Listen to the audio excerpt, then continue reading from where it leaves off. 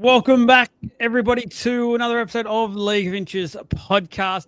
The review show round 8 edition coming at you, myself and Jake along for the ride for this one.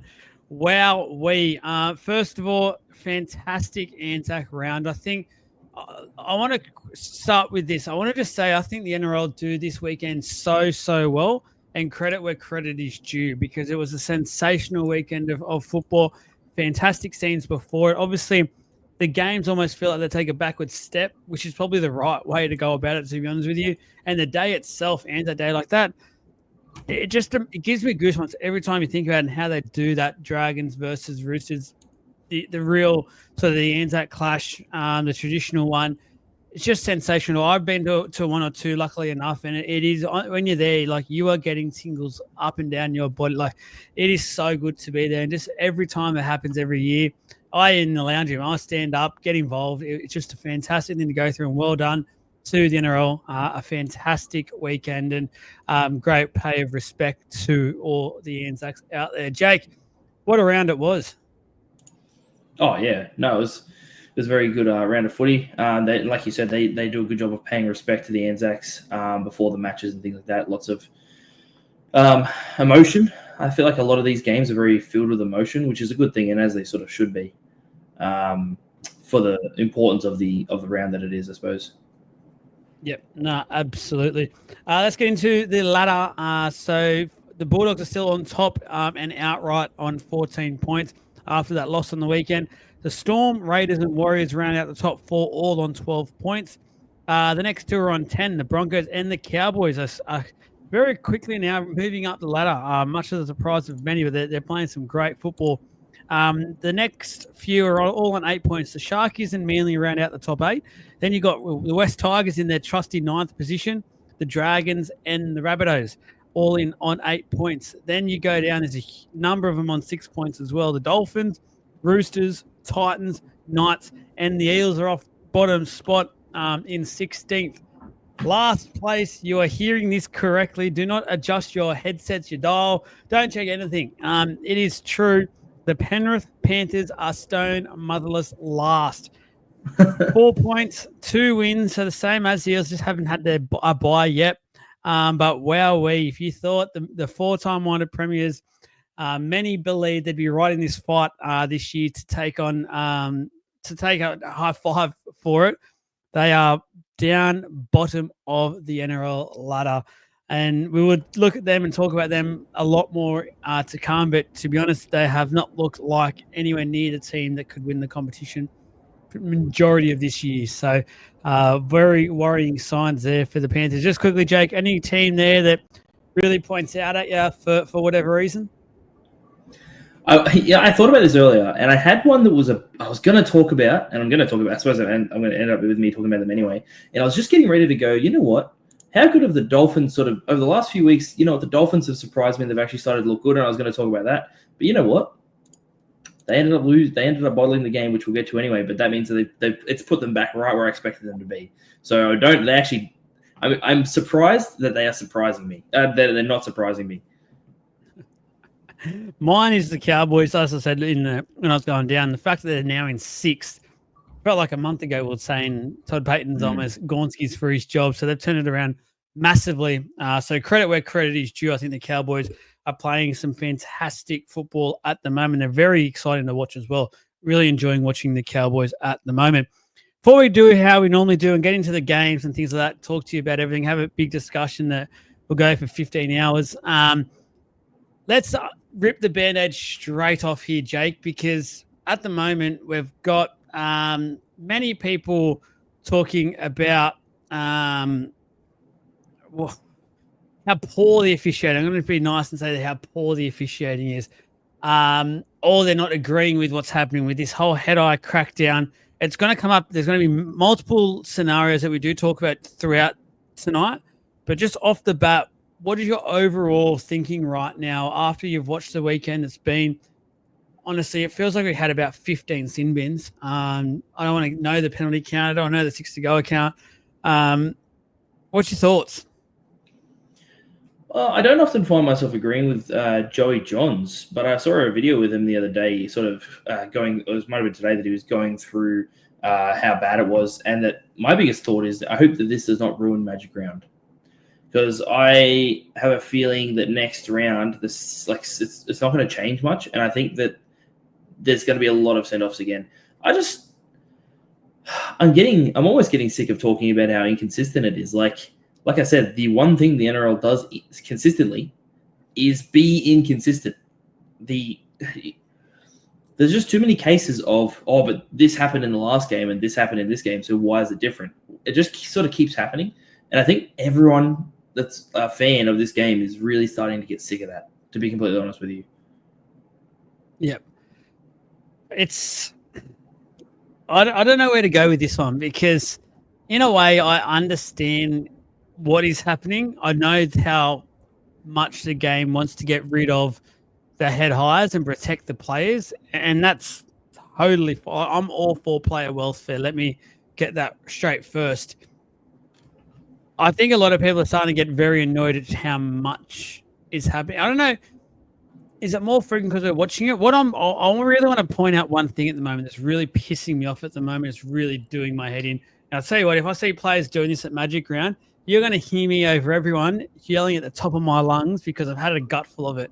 Staying down, milking penalties is absolutely doing my absolute rocket in, because I've had enough of it. And there's all these complaints, and teams and coaches and fans want to argue and whinge and blah, blah, blah.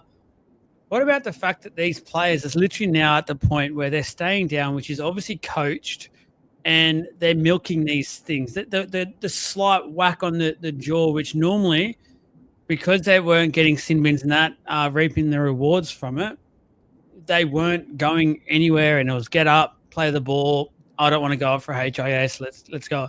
It's all of a sudden completely changed, and that needs to be dealt with first, because then the carryover for that is, I always believed that the NRL came out at the start of the year and said if you stay down, you should be off straight away, HIA, go from there, 15 minutes, off you go, which should deter players from staying down.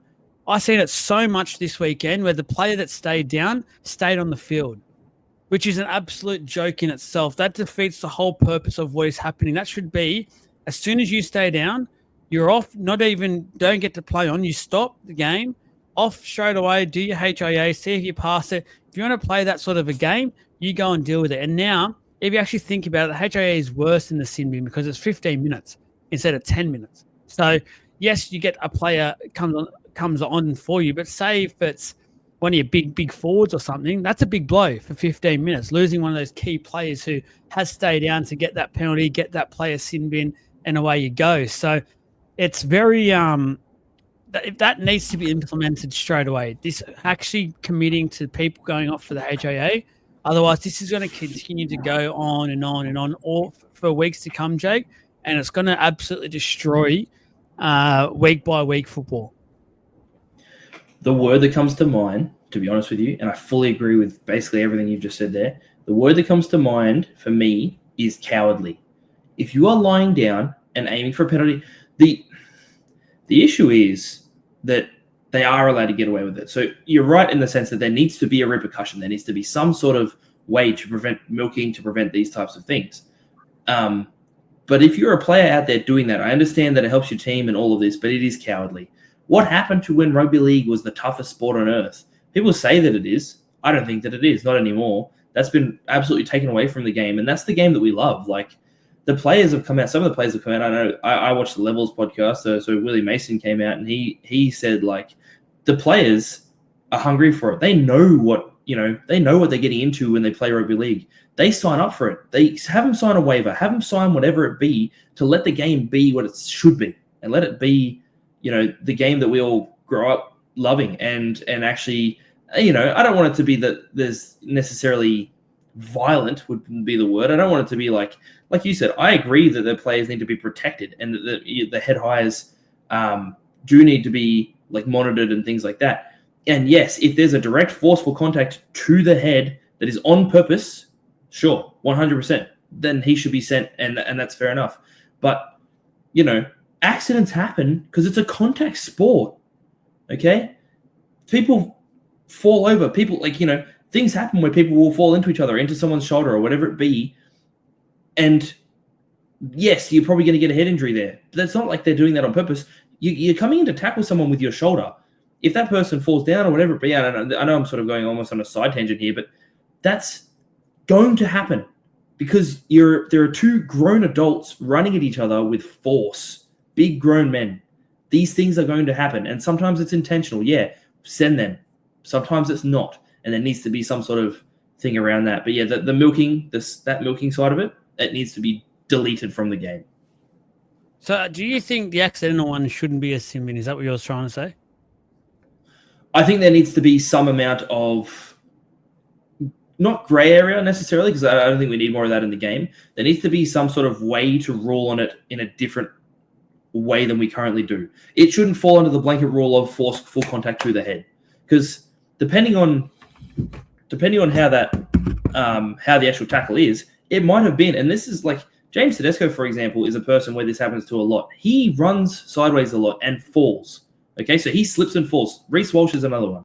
He slips and falls a lot, right? And so if a player was targeting them lower chest area, even stomach area, when they were going low, and that person falls into them and it still makes contact with their head, it isn't as if the player was aiming for them. That's just where their head fell to. So I'm not saying that maybe that player needs to not be sent off. Maybe it could be a lesser punishment if it's an accidental. I don't know. It could be a smaller send-off. I don't know. I don't have a solution necessarily to that yet. But what I'm saying is that I don't think it should come under the same infraction as, like, it shouldn't be the same implications as if you've done it on purpose, because they're two different things. Interesting. I just feel like, accident or not, it has to be a sin bin. Like, this is the thing I do understand. I do get why they're going to the bin. What is annoying me is those ones that stay down. The other ones, like where they're going back a set or two and then sin binning someone, I actually personally don't really mind that at all, because they're still getting it right. Like, they've done the wrong thing. They've got to be punished. Like, the fact of the matter is, hitting someone in the head in rugby league is illegal. You can't do it. So people can whinge about it and say there's too many at the moment. There's too many. I'm going to put a bit of the onus on the players as well, because we want the officiating to actually officiate the game and the rules and stuff, which all of a sudden they have done. I know it could feel like it's over the top, but there hasn't been one that they've done so far that hasn't been a hit in the head sin bin. Like, there hasn't been one yet. So it's not like they're getting anything completely wrong. They're sticking to it. So it isn't also on the players to maybe, I know the big macho hits a big turning point in the game potentially. Maybe we're going away from that, though. Like, it happened with the shoulder charge years ago, and everyone thought the game would die with the shoulder charge rule being outlaid. The game's stronger than it's ever been, and we haven't had a shoulder charge yet, or we've had one or two pop up in recent times. We haven't had the old-fashioned Sonny Bill pop up, which everyone thought at the time, oh my God, they've got rid of the shoulder charge. You can't do this. It just, for me, feels like a lot of people are carrying on maybe a little bit too much regarding it. I know it's annoying and can be frustrating, but at the same time, it is getting officiated the way it should be. It is players are getting hit in the head. It's illegal. It's a sin bin. I'm understanding what you're saying. Like, I'm getting where you're coming from 100%. I just think that they're still, even if it is a sin bin, even if it's like, let's say it's an accidental 5-minute sin bin, to reduce the punishment for an accidental where it's clear that there's a different, like, and when I say accidental, I don't mean like he was standing upright and like accidentally made contact with his head. I'm talking about, and I wasn't going to talk about this until we got to it, but I suppose we will. And I know we both have a disagreement on it, but the Latrell Mitchell incident this weekend, okay? He could not have gotten his shoulder any lower to the floor than he had it. He was basically crawling on the floor. Suafalongo fell over. His head was almost on the floor when he made contact. And now this is just a quick tangent. When we analyze these things and when people talk about how it's a head high and all these things, every single time without fail, we like to watch it in slow motion. Why? It didn't happen in slow motion. It happened very quickly, where the split-second decision that was made affects what happens. If you look at what Latrell Mitchell was doing, he was going to make a nice hard shot, and I know your argument is like he shouldn't have lunged, and we'll get to that in a second, because I know that is an argument you're going to bring up in a second. His job as a fullback is to make that tackle. If he doesn't, Suafalongo scores a try, right? Guaranteed. 100% he goes through and scores. He didn't aim for his head because, like I said to you earlier, he was basically on the floor. He couldn't have gone any lower. Right. Should he have been sinbined? Yes, under the current rules. Under the current rule scheme, yes, Latrell Mitchell should have been sinbined. I agree with the decision. That's why I'm calling for a change to the rules for accidental or for like those situations where he was very clearly as low as he could have possibly been and could not get out of the way because he was coming at him at speed. I don't need to say it. You just contradicted your I'll get there eventually. Contradicted your own argument, but at the end by saying, you know why it was a sin bin, and that's all I need to say. It was a sin bin. He was in utter. Yeah. He was completely out of control in that tackle. Then he went into very clearly. I was going to go out and say it. He went in there to hurt Fa'alogo. Whether I don't think it was necessarily meant to be around the head. He just wanted to hit him and just be like, okay, I'm frustrated. Here you go. Cop this one. Put him in the chest slightly late. What's about to say there's nothing wrong with that. There is nothing at all wrong with that. But the risk there is you then risk if what happened happens and you get it wrong. End of the day, he got it wrong. You hit him in the head. See you later. I'm shocked it wasn't a send-off. I want to get a ruler and rule how far his shoulder was off the floor. It doesn't matter. It does matter, though. It has to matter. Back to the Reece Walsh one last year, it doesn't matter. It's hitting the head high. His one wasn't that low. His one was, he got cleaned up hard and he was slightly falling. Yeah, that's true. But he got like, what's his name? Who hit him? What's his name? The player from the Blues that hit him, because I can't remember. Suoli'i was not as low as Latrell was there, right? To me, okay, his one is a little bit different, in my opinion. And if I'm being honest with you, I'd probably have to go back and rewatch it again before I make comments on that one, to be honest. So I don't want to like... Rewatch both of them, and we will go back to it on the Tuesday night live show. Yeah, on Tuesday. I'll come back to it. Their lips. And we can have a bit more of a discussion around that then, because at the end, I'm going to stick solid with, at the end of the day, they're hitting players in the head. I don't care whether they're falling or things like that. It's just, it's not no. it is I not I have to disagree with you completely on that one. I really do. That's all right. Enough. Yeah. Right. We'll finish it up on the Tuesday, but I'll just say this as my final comment. If a player is falling down and the original player is in the motion of a tackle where they weren't going to hit them in the head originally, that's not their fault. Simple as. Done. Let's go. Move on. I'm ready. You make me feel sick. Guys, get to send the page a message talking about Magic Round, our Saturday event at the Velveteen Rabbit. If you want to see me versus Jake, pay-per-view downstairs at the Velveteen Rabbit. It'll be on for young and old. Message the page. If you want some tickets to get to that event, I will hook you up with some tickets. It's going to be great to meet a lot of you out there.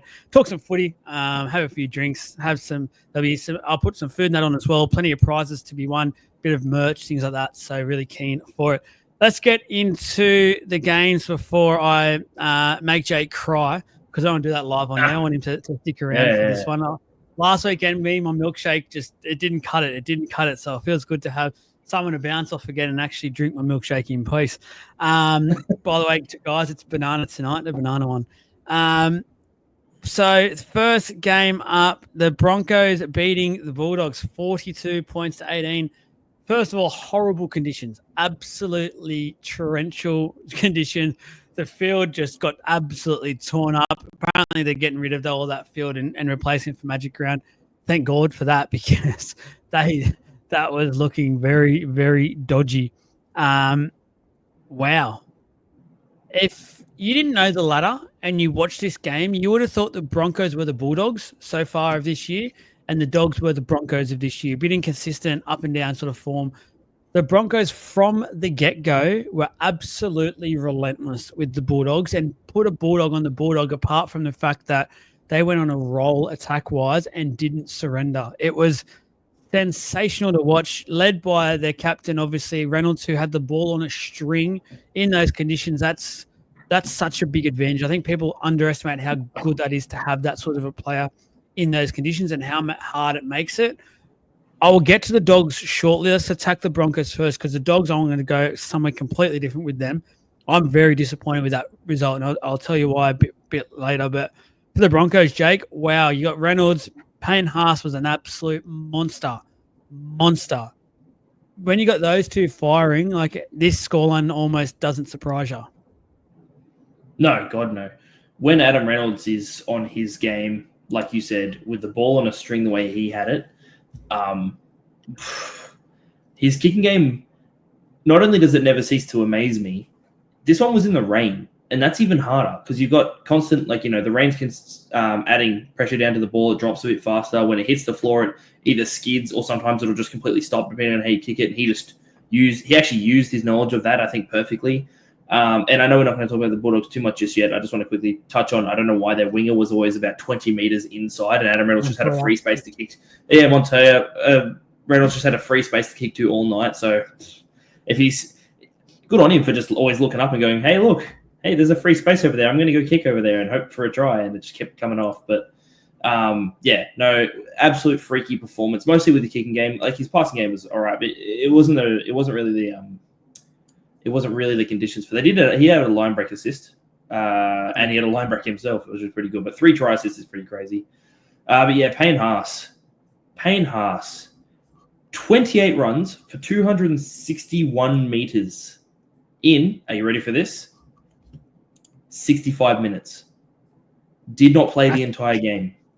Did not play 80 minutes. You play him for another 15 minutes there. If you play him for another 15 minutes there, I'm pretty confident he beats the all-time highest run. I think it's just over 300, isn't it? That's what Joey Manu did a while ago, or maybe it's 400. It's in the I don't 400. know. Oh, it's 400. Either way, it's for a prop. It's unbelievable. It's easily the furthest a prop's done. Surely, there's no way that's not. Yeah, that's off the charts for him. Incredible, and that's exactly what they needed because they had go forward the entire time. Especially that first 40 minutes, it just felt like they were untouchable, unstoppable. It just felt like the Bulldogs were just going backwards all game, and the Broncos just had them. Yeah, and shout out to his partner in crime, Carrigan, as well. Thought he was very underrated performance. He was very, very good as well. But Payne, his tackle breaks, his offloads, he had 5 offloads in there as well. What a performance! That was and he's done it every week pretty much this year. How he just continues to go and go and go, and it just doesn't look like he's slowing down in those conditions. They're hard conditions to run in. Anyone who's played football or sport on a grass field, knowing what it's like, how it was, that is so tough, and that's extreme fitness at its best. Selwyn Cobbo, fullback. I was going to get there, yeah. I want to ask you because it feels like Cobbo is much more of a Maguire sort of fullback. No disrespect to Walsh. Cobbo seems to fit the bill of what Maguire likes. A big fullback, strong, happy to take those big carries if he needs and just run it straight, basically, get those yards up. Walsh is a lot different. He's a lot more, get me, I'll slide around, I'll throw those cutout passes. And when it comes off, it's fantastic. I know it's only a small sample size, but so far, Cobbo at fullback seems to really suit the style of play the Broncos want to play under Madge Maguire. Yeah, I would obviously have to see a little bit more of him back there, and we're going to see that over the next few weeks, so that's going to happen anyway. But I think the biggest thing with Cobbo is obviously a bigger body. He's got a lot of when he builds up a bit of speed, he's got that momentum. And I don't like to draw comparisons, but it's sort of similar feel to Latrell Mitchell when he's kind of that dangerous, how dangerous he can kind of be. Yeah. And I think the biggest thing is behind the pack you've got at the Broncos. You've obviously got Payne Haas, Carrigan, and you've got Willison as your main big-bodied forward, sort of going forward kind of thing. I don't think it hurts to have an additional sort of you've almost got a prop-sized fullback, which we know works because when Greg Inglis could do it, he was an absolute weapon. Latrell, when he's at his best, is the same thing. And I think behind that pack, he can kind of choose to then take on the run or take on the pass, and it kind of gets them on the front foot, which is just incredible. So you know what? I actually don't see any reason why it couldn't flourish. I don't see any reason why this couldn't be a really, really good thing for them. And if they find out that it is working, Magic's going to have a really difficult decision to make. Yeah. Really difficult. Absolutely. And because the other thing too, that is the guy who replaced him on the wing, Mariner, actually had a really good game as well. Like it all worked. And I know it doesn't always play out like this. The game is Broncos running downhill almost the whole game, but it just sort of, it worked for the Bronx. And this is, again, it's a small sample size, but we talk about it. And so far, it just looks like Cobbo works really well with Reynolds and Hunt, allowed them to sort of play their own style of play and be the main playmakers, where when Walsh is there, it feels like there's three of them trying to battle for the right to set those tries up and things like that. It wasn't really working. Even Hunt, like his numbers weren't fantastic, but he had a much better, he probably had his best game of the year for the Broncos, in my opinion, on the weekend. He just looked to, there was a lot of criticism last weekend about how much he wanted to play, and it looked like maybe there was question marks going, oh, has he gone a year or two too long, or should he have done this? Is his head really there? It very much was on Thursday night. It was a great bounce back performance after one of his worst performances in a Broncos jersey in a long time. Not going to say it's one of his best at all, but it was definitely probably the best performance this year from him, which is a confidence booster for the Bronx for sure moving forward, because now if Reynolds is out for a little bit, they're going to have to rely on Hunt to be that main guy moving forward for the next for the foreseeable future. And he needed that game before that was to happen to then get that little bit of confidence back. I know he's an experienced player, but they always need some confidence. Oh, absolutely. Yeah, it can be a thing where a player can go to a new club, and then especially as a player like Hunt, like he's used to being the main guy, right? At the Dragons, he was it. He was, if they won games, it was on the back of him. If they lost games, it was on the back of him. And I think he's trying to find his balance in a team where he doesn't have to be that so much anymore, especially with Adam Reynolds, because he's the general, right? Adam Reynolds is easily the general of that side, and it lets Ben Hunt sort of play his own footy, but I think he has to rediscover what that is a little bit. With Reynolds being out, I think we'll see an improvement in Hunt because he has to go back to that role he's sort of more used to. And I think, what round are we in? We're going into round 9, correct? 9. So I think one more round after that, Ezra Mam is allowed to come back. So that means that, it might only be one more round before we see him have to be in the partnership with Ezra Mam there, because I think it depends on how long Reynolds is out for with that shoulder injury. I don't actually know how long he's going to be out for. I didn't see, but yeah, it's a very interesting one because he might have to learn a new sort of combination. And then we've talked about how Ezra Mam kind of works better with Reece Walsh. Will that work with him and Cobbo? If that's it's interesting times for the Broncos coming up. Very much so. For the Bulldogs, it was a very, very disappointing result. And I know there'll be probably people that message or comment after this and be like, "Oh, it's one loss. It is what it is." This was something different though. This was their first real big game of the year post what happened in last year's final series against Manly, where one or two of their players really lost their head and basically lost their game for them when they could have gone on to the next round of finals. This was their next test. This was their next one to see, let's see what they've learned, because no disrespect, this is a credit to them for the way they've played their football so far this year, but most of their games have been in complete control of so far this year because of how good they've been. So, again, great work to the Bulldogs. But this one was completely different. From the outset, they were not there, and they could not simply match the Broncos at all. And sort of it looked like to me, Payne Haas is showing them what they need. They needed that style of prop there, which everyone knows about. I have my reservations personally around Leo Thompson next year. I don't know. From what I've seen, and I know he's at the Knights, I don't think he can be that guy that they're waiting for to be. That's just my personal opinion. Definitely think he's a decent player. I just don't know if he's exactly what they need moving forward. But that's a debate probably in the offseason. Let's not go there now. But I'd be very, very concerned if I was the Dogs coaching staff, players, fans about this one, because they didn't just fail in terms of just being walked all over. There was a number of their players, almost half their team, completely lost their heads in this game. And they had, 3, I think, sin bins all up, maybe 4. There could have easily been 1 or 2 more as well. Like, I think the Matt Burton one where it hit Walters fair smack bang in the head directly, and probably one of the more forceful ones, didn't get sent to the bin, which I was absolutely shocked about. I could not believe it. That was a horrible decision. Yeah, Jake, the Dogs, that wasn't good.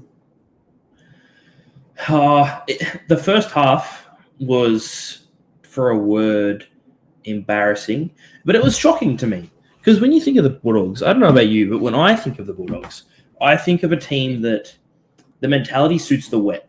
They've got that, at least this year so far, their mentality suits that, like, just grind and grind and grind until the 80 minutes is done and you will win the game.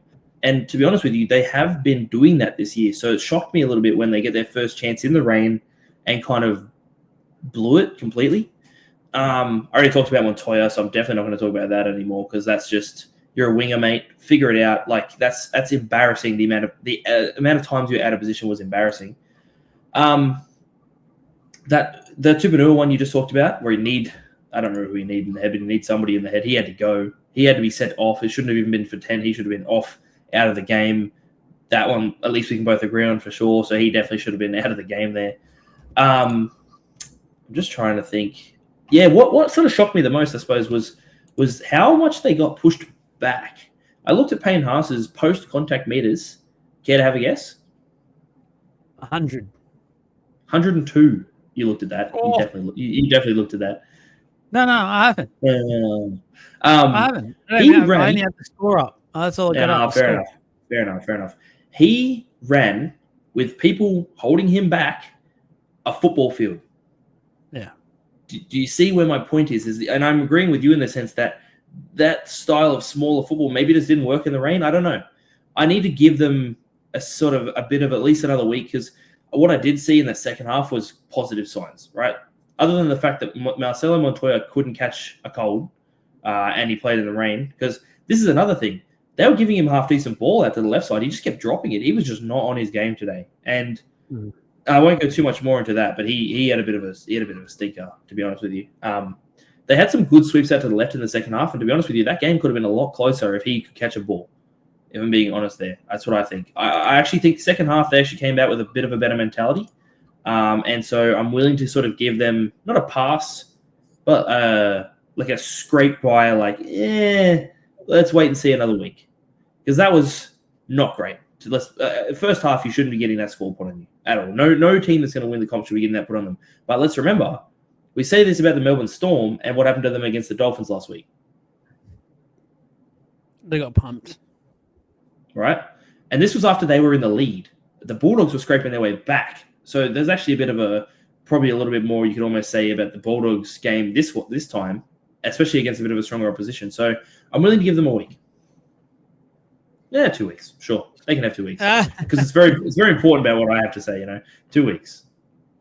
We will see. We will see what happens. Next up, Roosters 46 over the Dragons 18. Wow-wee. Sandon Smith, let's just straight into it. What a performance. Absolutely top class. Got the man of the match, rightly so. Tell you what, James Tedesco wasn't far behind as well. He was extremely good also. But Sandon Smith, this is always everyone's worry, their halves coming into it. Ever since they've dropped Chad Townsend, who just clearly looked like this year from the outset, from literally the trials, he wasn't up to it anymore.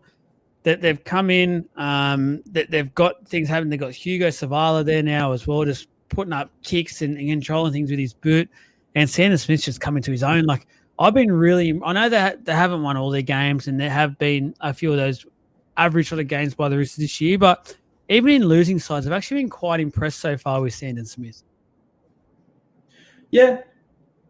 I don't think their losses have necessarily been on him. I know at the start of the season he had some stinkers, and I think that's nerves. You're coming into it, you're trying to be the main man at a club that he's obviously played at. He's made his debut before that, but he was sort of never the main guy. He just popped up and he was that next man up mentality.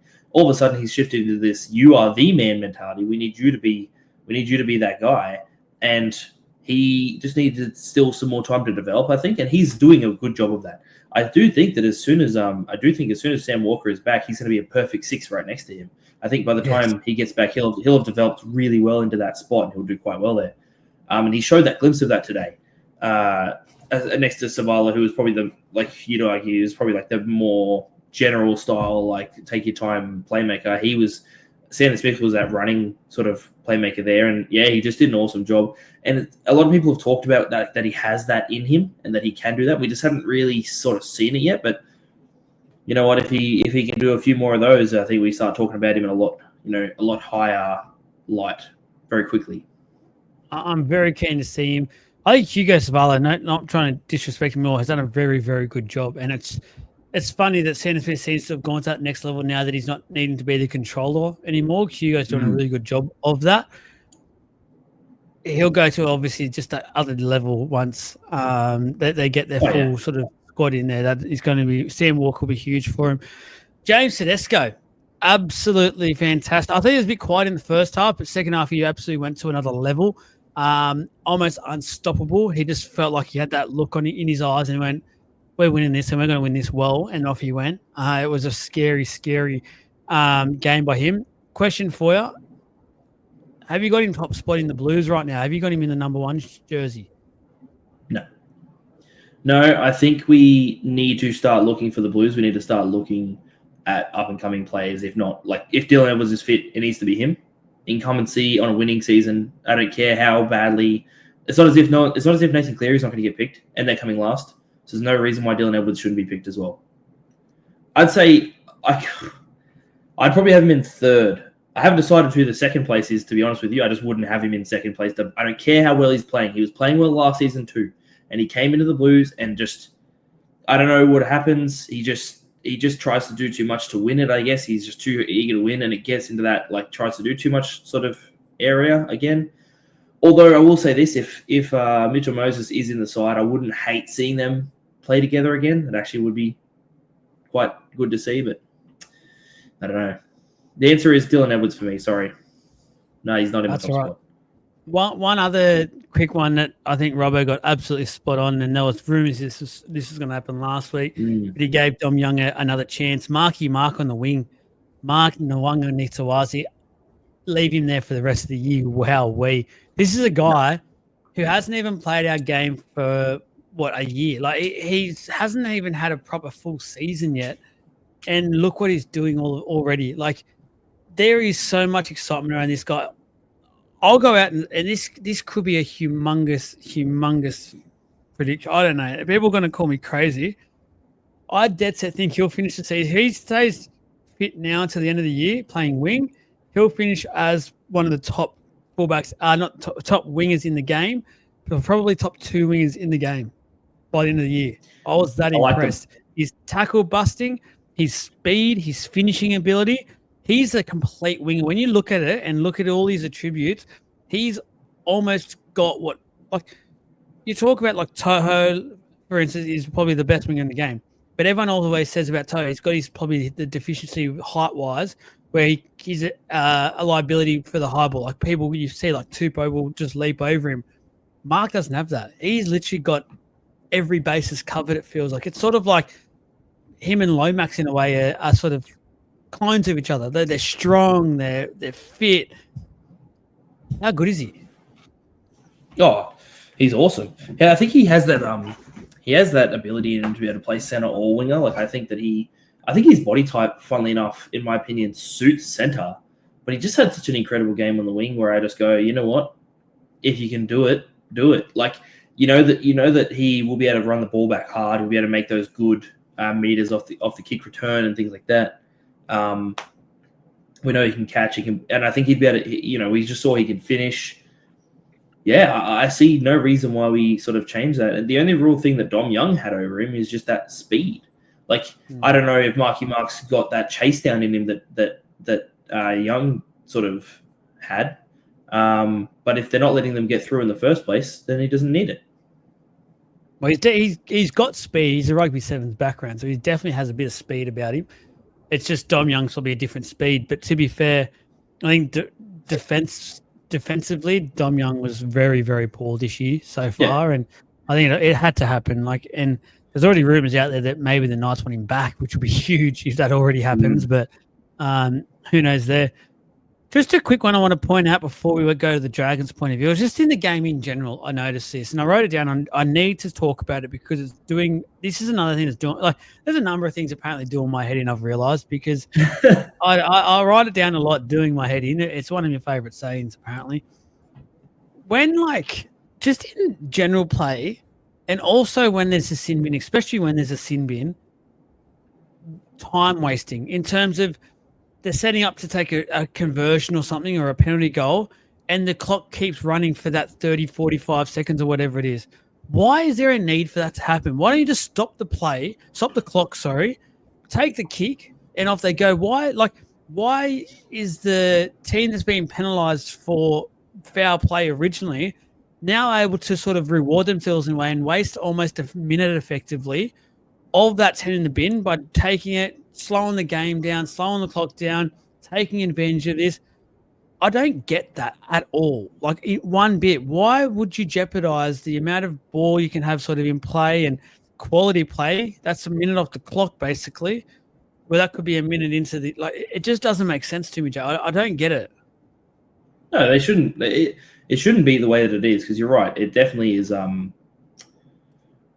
do I put this? It's definitely disadvantageous. But I don't know, you're saying why. I don't know whether it's the broadcast rights and they need to sort of, because it's they might have made that rule in so that they can get the game going so that then other shows can broadcast something. I don't know that much into that, so I can't really comment. Stuff them. Yeah, stuff. News. They've got the extra. They've got stuff ready to go for extra time, so yeah, should be right. Stuff. No, I don't know. It's a tough one. I think that's such an NRL managerial one that I feel like I don't know that I have an answer for you on that one, to be completely honest. I just think that it is a little bit silly. Especially for the sin bin period, I hate that. I think the game should be stopped anytime possible in a sin bin situation so the other team gets the advantage. Yeah, no, I agree with you. The biggest thing is, a team is being completely, well, not disadvantaged. The team that got the disadvantage isn't being punished fully, and then they can actually have it so that they might only have to deal with it for 5 minutes almost if there's a lot of stoppages in the game kind of thing. So it's I don't think they're going to change it. If that helps, I don't think that's going to be something they even talk about. But I agree with you that it is definitely an annoyance, and it shouldn't be part of the game. Yeah, no, I agree. For the Dragons, not too much to talk about, to be honest. Really, really disappointing performance by them after a couple of solid weeks in a row. I put a post up and it's sort of had a fair few people talking, people agreeing, people not, or vice versa. But it needs to be said that halves, Jake, are just, for mine, together are not NRL standard. One of them is fine. One of them can be the 6. They are desperately crying out for a 7 at the moment. It is like a game manager because, and people are the forward pack, things like that. But you know what was hurting the Dragons the most on the weekend? On Friday was the kicking game. The kicking game was not even NRL. It wasn't even reserve grade standing in a way. Every kick went down the throat of pretty much Tedesco, who is the last person you should be kicking the ball to on the full because he'll run back 20, 25 metres with ease. And he was doing it almost every set, getting the Roosters on the front foot, getting the Roosters forwards back on side almost straight away, making the Dragons turn and defend every time, making the forwards run. That's why your forwards had no impact because last week everyone was raving about the Dragons forward, all these young guns coming through, your Egans, your Couchmans and stuff, all fantastic players coming through. Going to be great players for years to come, great careers ahead of them. All of a sudden now they're saying their forwards aren't good enough. No, your forwards are good enough. Your halves are not one thing, they're not good enough. And the fact that all of a sudden this is really starting to piss me off, and not from a Supercoach point of view, but just watching the game, it was very clear it was working going to Gutho in attack. And now in the last 2 or so weeks, Flano wants to sort of show that the Dragons have this attack away from Gutho. And for mine, it's overcoaching. It's no need for it because they've all of a sudden gone from scoring points. And I know perhaps part of that is having I've had a mental blank on his bloody name. The winger that's out at the moment. Having him not there at the moment is a huge blow for him, no doubt. Yeah, Tuipulotu, there we go. I was going to say Tupino, and I knew it wasn't, so I didn't want to say it. It must have looked like a goose. But I know that could hurt because Gutho loves going the left side. That was his sort of play. But at the same time, Gutho's Gutho. Like, he was showing that he was the heartbeat of that team in attack. Like, everything was going through him. All of a sudden, when they've stopped it, the points have dried up. They haven't done much with the ball, and they don't look like doing much with the ball. I don't know why you do it. I don't get it. But there's a few things to unpack there, Jake. But the halves for mine just and I had an interest. Actually, I'll let you go off this first. I'm going to ask you an interesting question. All right. My biggest thing, or not my biggest thing, I say that a lot. For me, their halves from the preseason, from last season when we talked about it, I've said it for the entire time. They are not going to be a halves pairing that wins you the comp, let alone it'll be a struggle to make the 8, to be completely honest with you. Because in those tight games, I know that this one wasn't a tight game, but in those tight games where you need those, where it comes back to a count back for your points at the end of the season, they're not going to be the ones that deliver that win to you kind of thing. I don't care how good your forwards are doing and stuff like that. If your halves can't work off that, it's irrelevant. It doesn't matter how good of a platform you get laid if your halves suck, basically. In terms of the kicking game, the way you said it, right? I said this about Elias. I actually always used to think that Kyle Flanagan, especially when it was the Roosters, I thought Kyle Flanagan had quite a big boot and had quite a good kicking game. So it's a bit weird that they use Elias as their main kicker when, to be honest with you, I'd say his biggest weakness as a halfback is that he has a bad kicking game, right? He kicks the ball out on the full sometimes. That actually happens more often than he should happen as a fullback, as a halfback. Not that it happens, every game, but whenever I watch the Dragons, it's like almost every time I seem to notice at least one. And I sit there and go, why is he your main kicker? I don't think I've watched him closely enough for his short kicking game to be able to comment on that, but I just think, I don't know. He didn't do it at the Rabbitohs. He's not doing it here. Why does he keep being given the main kicking duty in a team? He just doesn't. He's never shown to me that that's something that should be the case for him. And I always thought that Kyle Flanagan was actually quite a good 7 when he was at the Roosters. I'd actually have him as the 7. I think what they're crying out for more, in my opinion, is actually a really good 6 to complement him. I think he could play as a 7, but they haven't got him in that role, Flanagan. I don't think Kyle's up to the half role. My question to you, you've basically moved me into it quite well, actually. There's a club at the moment with their out of favour halfback who most are screaming out for should be there in reserve grade. I can't take credit for this. This was messaged to me on the page afterwards when they seen the post. Do you think the Dragons for the rest of the year, I know they've got signings coming for next year, should they look at getting Jackson Hastings for the rest of the year? We are talking that they need an organiser. Like or hate, whatever it is about Hastings, what I think most can understand out there and agree on, he can organise a football team. That's something that he can do. And that is what, for mine, the Dragons are screaming out for. They just need someone to get him from A to B over the field, get him out of trouble when need be. And I feel like Hastings, the more I think about this question when it was given to me and suggestion, the more I'm actually liking it. Do you think the Dragons would suit and do well with Hastings there? I do. I actually think that Hastings, for mine, obviously I've never met him personally, and the biggest thing he tends to have is like issues with his teammates and things like that. But I mean, it doesn't usually tend to happen until at least a year. So hopefully he can get past that. Yeah, I definitely think that if he... Biggest thing about Jackson Hastings for me is I think he's a competitor. He hates losing. He reminds me a little bit of Gutho in that sense. And I think that those two together could either be really lethal as a combination, or they could clash big time. So I think I think it'd be quite interesting. I don't think they'll do it, but the question for you then is: does Hastings have over a year on his contract, or is this his final year? Because if this is his final year, they're not going to be able to do just a 1-year deal on him. They can do whatever they want. What do you mean? Well, no, because I suppose the Knights would probably let him go. Well, the talks are the Knights have put the red pen through him and said, you will not be in first grade this year. Like they're totally off him. So I'm just thinking if the Dragons can get part of his contract or something, obviously the Knights are pitching in still, but it seems more and more likely that the Dragons need an organiser. Short term, there's not money on the market, or no one really.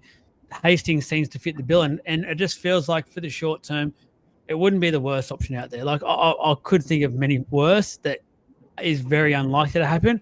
This is probably one that you know what? Knowing rugby league and how it works, this could be a thing that happens. Like, who knows? But yeah, I I'll just give think you for a the yes. Dragons out of I'll this say year, yes. they need that. It can't hurt for them to have some options so they can muck around with a little bit for the rest of this year, to be honest with you. Yeah. And Fleno, if you listen, I know you love the podcast. You're a big listener. You go off at us sometimes.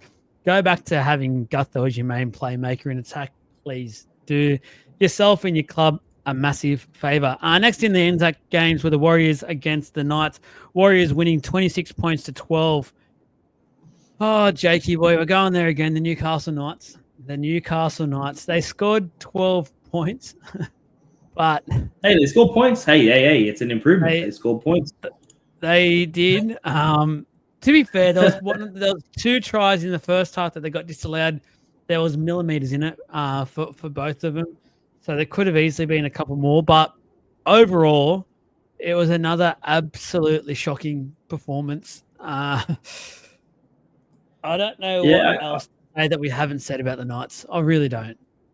No, I don't think there's much we need to go into about the Knights, to be honest. But what I'll say is this: the game itself played out the exact way I thought it was. I thought it was going to be just this slow, really kind of tedious grind, and we knew who was. I think I knew who was going to win. Like, I had the Warriors pretty much almost guaranteed to win that one, but I didn't think they were going to flog them. Like, I knew it was just going to be this gross kind of just slow ticking away till the end of the game until we get to the next game, which everyone was a bit more excited about. And that's kind of how that game was for me. Like, I watched it. I actually, if I'll be completely honest with you, I did fall asleep during it. This was after, because this was on, obviously, Anzac Day.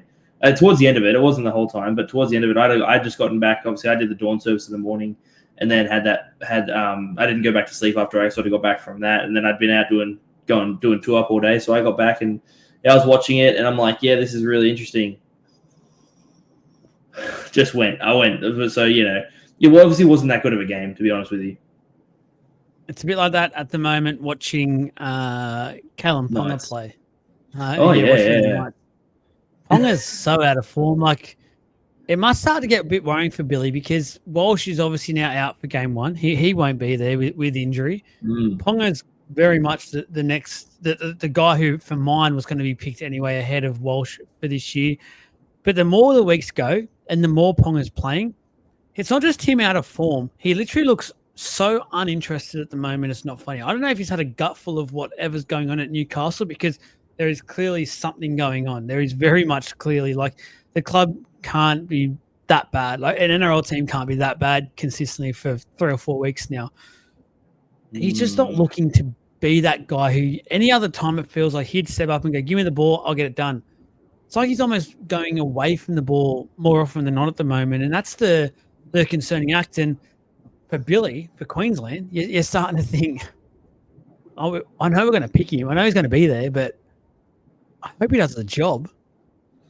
Yeah. Oh, look, I think behind the Maroons, the way that they are, if actually it almost could be a bit of a boost to get him back to a bit of form, to be completely honest with you, because I think that sometimes you just get these players who are so good and they might be slightly out of form, but when you put them with a team that can do things so they don't need to be that sole focus, it can kind of bring the best out of them.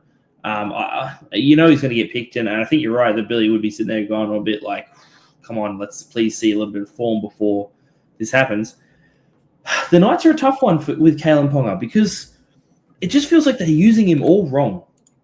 It feels like they're using him like a third halfback in most situations when he needs to be that sweet player. He needs to be that player getting that sort of just on that little bit of an outside, like towards the edge, so he can make that bullet pass if he wants to, or he can choose to run it.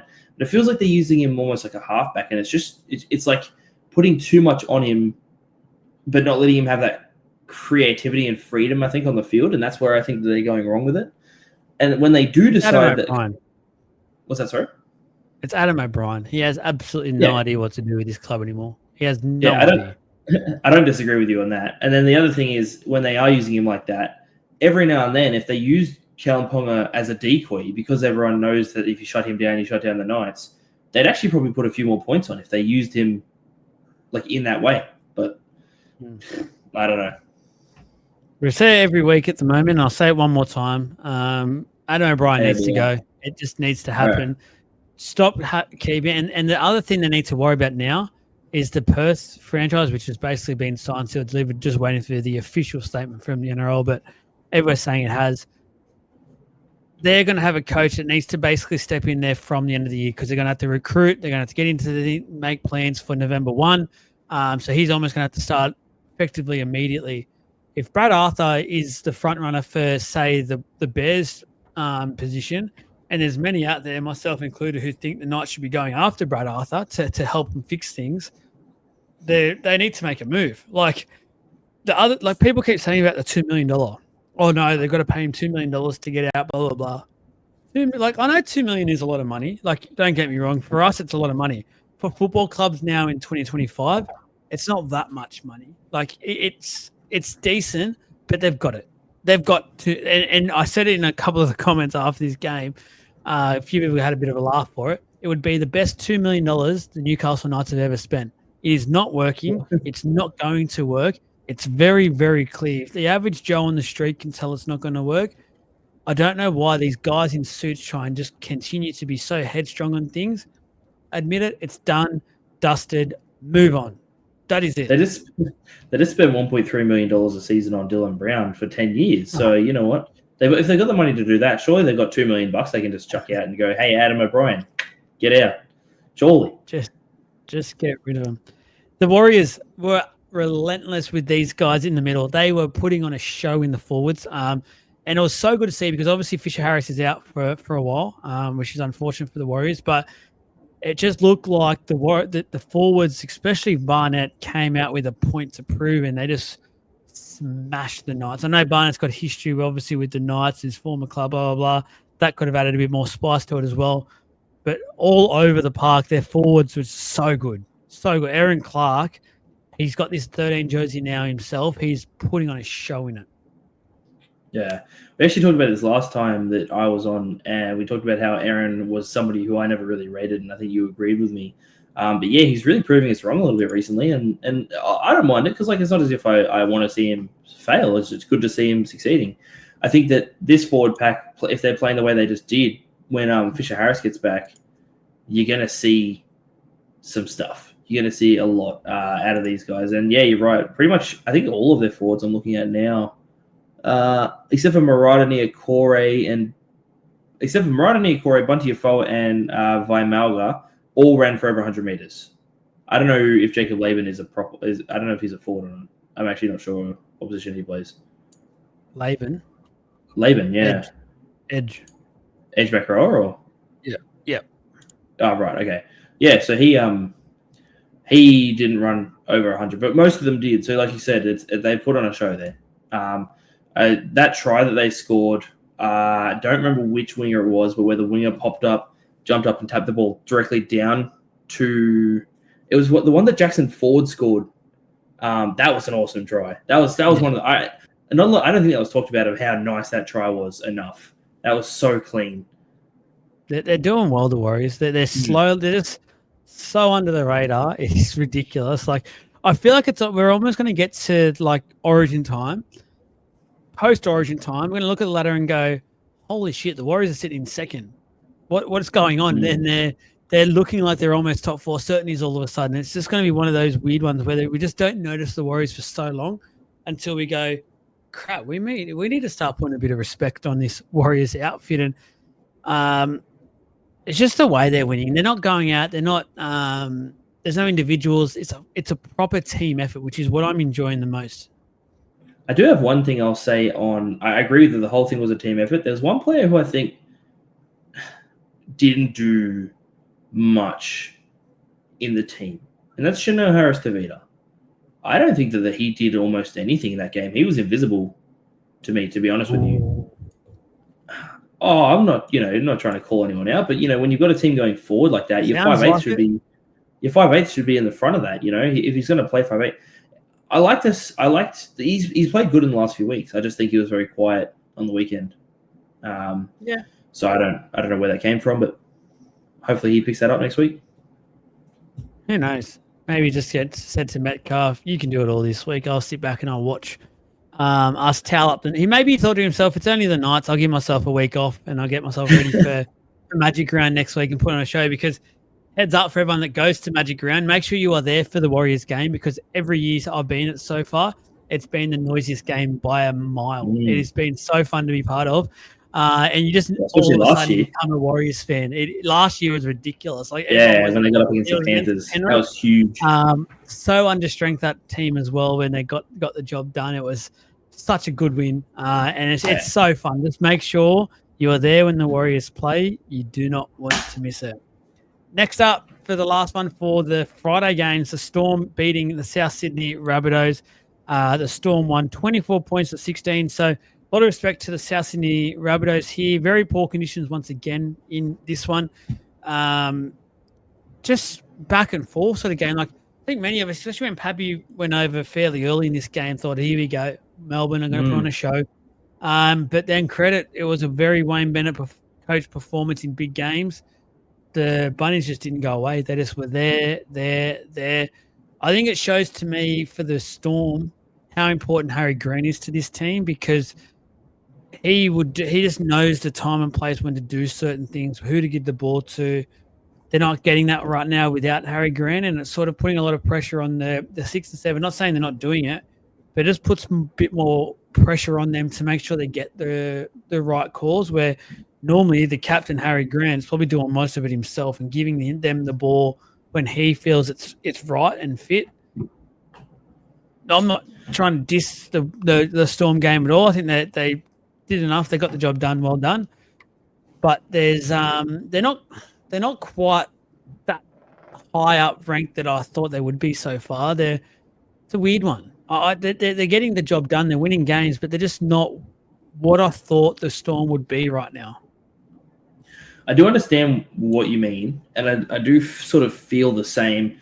I do think in that game, though, the genuine limitation, because you've got to understand, in my opinion, the hooker is almost it's one of, if not the most important position on the field, because it is the funnel that starts your attacks. You cannot start an attack without the hooker passing the ball, with whoever's in that position passing the ball out, right? Bronson Garlick, I thought had quite a poor game, to be completely honest with you. I thought his service was not the best, and then a lot of the time, Hughes and Munster were getting it quite behind, or they had to make it work based on after getting the ball a little bit slow and things like that. So I think that if you have Harry Grant in this side, 24-16 isn't even close to what the score would have been. I think it would have been an absolute. I do think it would have been a flogging. You're right that I thought that I came into it, and as soon as Papenhuyzen scored, I've gone, righto, gates are opening. But then the Rabbitohs hit back straight away, which I was quite impressed with.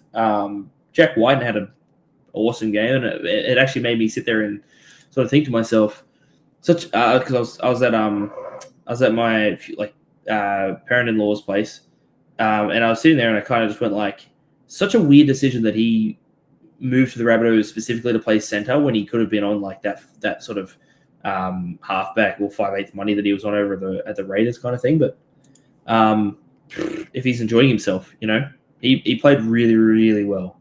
But yeah, the Storm, I don't know how many people do they have out. I know they have a winger out in Warbrick. They've got a few. They've got a lot of backs out at the moment. So they've got Warbrick.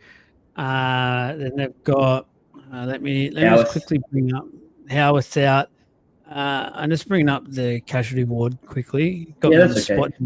I'll say this while you're doing that. That's all right. I'll say this while you're doing that. I think that Suafalongo should be, and while Will Warbrick is out, should be their starting winger consistently. I thought he was incredible. I thought he was immense. So they got Will Warbrick, Moses Leo, Jack Howarth, and Dean Aramaya all out in the backs. Harry Grant's out at the moment. And Tui Kamakamika was out as well. Oh, see, Tui's a big loss in the forwards. Harry Grant's obviously a huge out. Howarth's a big out. Like, they do have some injuries, but at the same time, you can't say that was an excuse this game against the Rabbitohs specifically, because they had a lot of players out themselves. Warbrick's been out as well. He's really come on as a winger. He has. So, look, missing him. They're all big outs. It's not an excuse. They did still win 24-16, but I don't think if I was Bellamy, I don't think I'm sitting there happy with that. For South, no, you're right. I don't think you would be either. I don't want to be a Storm supporter this week, a Storm player this week. For the Bunnies, first shout out to him. Tell us Duncan. Wow, he took some sort of Arnold Schwartz nigger bloody. What's his name? What's the thingy? What's it? What's his? I'm trying to think of his. I was calling Big Arnie. Big Arnie. That can be his thing. Arnold Schwarzenegger. Arnold Schwarzenegger. There we go. I thought it was. I was like, hang on. I'm pretty sure that was his name.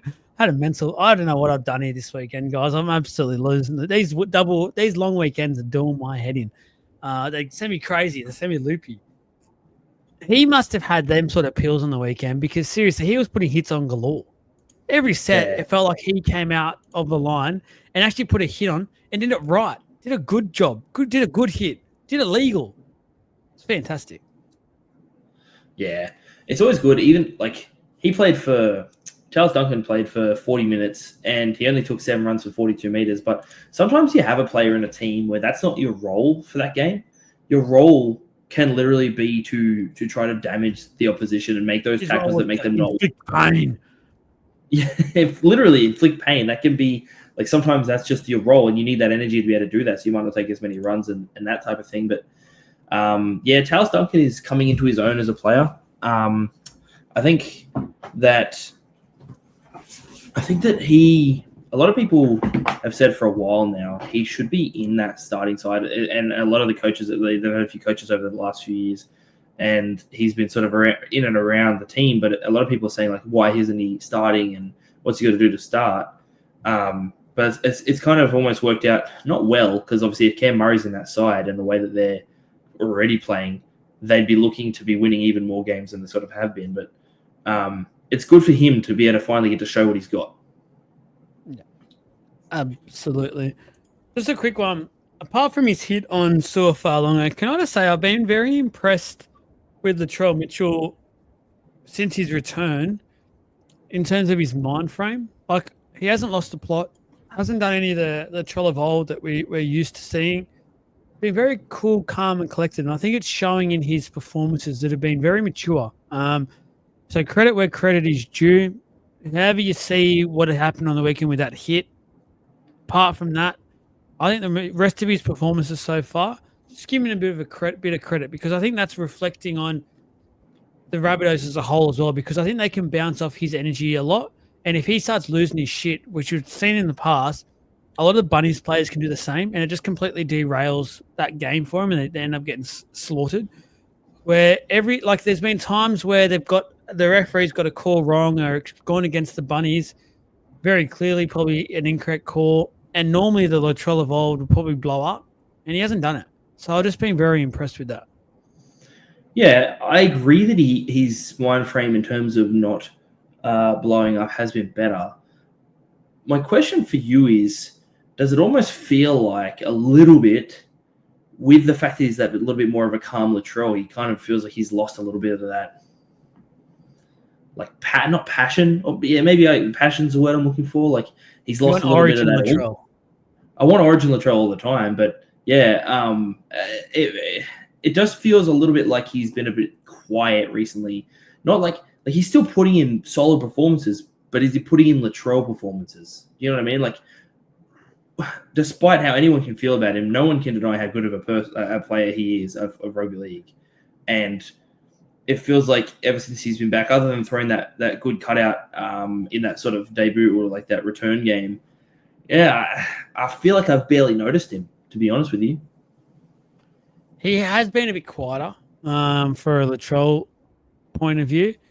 I don't know if that's just because he knows he's important to this team now, and Wayne's probably said to him, we need you on the field more often than not. Like this weekend, say, for instance, you already start to think, I know it's only the Knights, but you go, you know what, because Latrell's not there, you almost start to give Knights a decent chance in that game, even though everything that we've been talking about, just because if Latrell was there, whether he's in amazing form or not, if he was just playing the way he's been playing, you'd go, South will win that game pretty comfortably.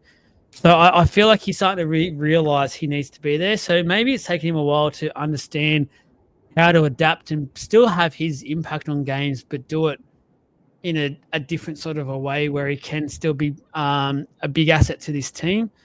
Who knows? But all I know is, and I'm with you, when it comes Origin time, Latrell, you know exactly what we need from a New South Wales point of view. So just maybe just hold yourself back until then and just explode. That would be fantastic to watch. Yeah, keep the energy. I like that. I'm okay with that. I can live with that because, I don't support the Rabbitohs, so that's fine by me.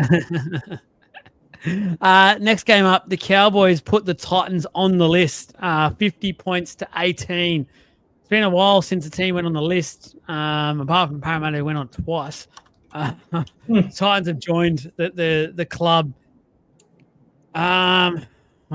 Jake, let's be negative first. Let's be negative Nancy's here.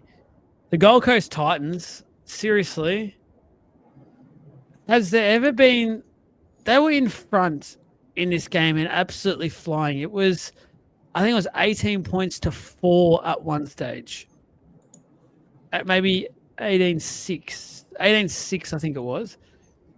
And you're just sitting there. Actually, sorry, 20-6, I believe. 20-6. And you're sitting there going to yourself, you know what? I don't think the Titans are going to hold on to this at all. You just know that they've got that 20-minute burst in them, that they play and they look like they could beat any team in the comp. That's it. Look like they could be premiers. They're that good. But then you go, hang on. They've got the other 60 minutes to play at the moment, and we know what's going to happen. As a Titans fan, you must be absolutely over it. It happens almost every week at the moment. Like, my big thing, I don't care about talking about their performance on the field anymore. I'm over it. I'm over talking about them because you know what?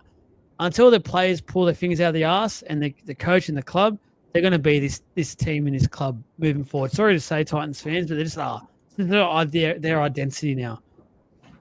What I want to ask you is it Des Hasler or is the playing group?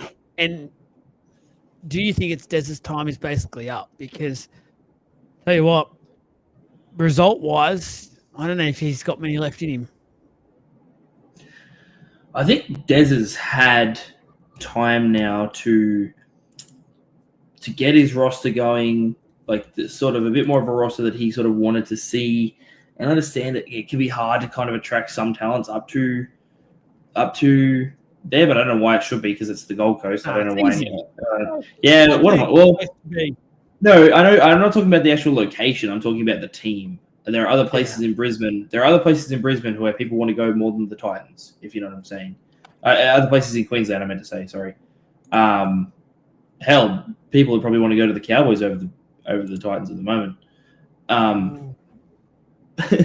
My point being, and this sort of happened, I believe, was he at Manly the last coaching gig he had? He went from Manly to the Dogs to Manly to the Titans. And he started to have some towards the end of his sort of time. The Pride jersey saga. Yeah. Towards the end of his time at Manly, sort of same thing. He just the performances weren't there, and they kind of went righto, off you go. So it is actually probably, now that I'm even thinking about it now, it's starting to call into question a little bit his coaching. He's won a lot of games in his career as a coach and things like that, but I just think he's getting to a point now where maybe the game might have gone past him, to be honest. I think the game might have gone past him, and I think maybe it's time to pack it up. It's very funny. Almost towards the start of the season, I was told a rumor by someone about the playing group and Des. And then I didn't really buy too much into it because the week after I got sent that, they put on a show and they had that really good win. Every week so far since, it made that rumor that I've heard more and more relevant by the week, that I don't want to put it out there on the airways, but you can probably put 2 and 2 together by looking at the performances, looking at what we're talking about right now, that sometimes partnerships don't work out. Sometimes it's just not right. It's not the fit. And I think, Jake, from my own personal point of view, and there'll be plenty of people that go, you need to blame the players. Yeah, and I do agree. But at the end of the day, this is the first time, as you've rightly said, that this has happened. He's left clubs on bad terms in the past. He's just looks like the game has passed him. And I love Dez's character. I love his character. He's a character of the game. Awesome. But I just think it's time. Time is up. The time is now. Shout out to you, John Cena, on your title run. But look, his time is up. His time is now. Yeah, it's just. I think it's pack it up, Yeah. Move on. We've talked about this before. You look at their team. There isn't any reason for them to be putting in the performances that they are. They've got Origin players in their side. They've got Premiership winning players in their side. And they've got enough youth in there that they shouldn't be it's not like they're a bunch of old heads with no energy. It has to come down to, at some point, it's obviously a mental fortitude of the players because, like you said, they've a few weeks now where they're up by heaps. They should almost be able to put the pedal off take the foot off the pedal and just defend all game. You should still be able to win that. You know what I mean? So it comes down to, is it Dez? Is it Dez? Exactly right. Is it Dez or is it mental fortitude of the players? And you really could go either way. But at the same, because the Titans are a bit known for that, aren't they? The Titans, as a culture of their club, are a bit known for having that sort of weak fortitude a little bit, which I'm sure, to me, that would be embarrassing. If I was known as the club where, we give up after 20 minutes of an 80-minute game, I'd be embarrassed. Well, as Ricky would say, there's probably a few weak gutted dogs in the team. I think you might be right. Couple of weak gutted dogs. Cowboys, let's be positive. Wow, they've turned the corner, and they've really turned the corner. They are now on a ship that is all guns are blazing down an ocean, and there is no one better get in the way because they are absolutely, like you said, Jake, flying. The big guns are stepping up at the right time. Dearden had his best game by a mile on the weekend, and he's just hitting form. Wow, that's a big question there for Origin moving forward. Obviously, Munster's Munster. Probably has to be in the 60s, been playing well. But in my opinion, you need to have a spot for Dearden in that Queensland team. So maybe he's the new 14. Who knows? Drinky's playing well. Drinky was great on the weekend. Purdue battled on, showing that he's not just a skillful centre, but he's a tough. He copped a big knock. Rob Derby had his moment, had his big game. He really established himself as a NRL player, which was really good to see. And Reece Robson, I thought he controlled the game really well from dummy half, did it perfectly. Started the season very slowly, but the last 2 or 3 weeks has really warmed into ensuring he gets that number 9 jersey for the Blues. And the last one, sorry, I'm not trying not to give too much away, so you got stuff to talk about. Jeremiah Nanai getting his starting spot back in. What a performance. He was back to the guy that we know, how good he can be, damaging. Maybe a couple of forced passes, which he needs to get out of his game. But all in all, I think it was a fantastic performance from him. Yeah, no, for sure. I'm going to go back to the first person you mentioned there in Tom Dearden. I think over the last few weeks. You're right, mate.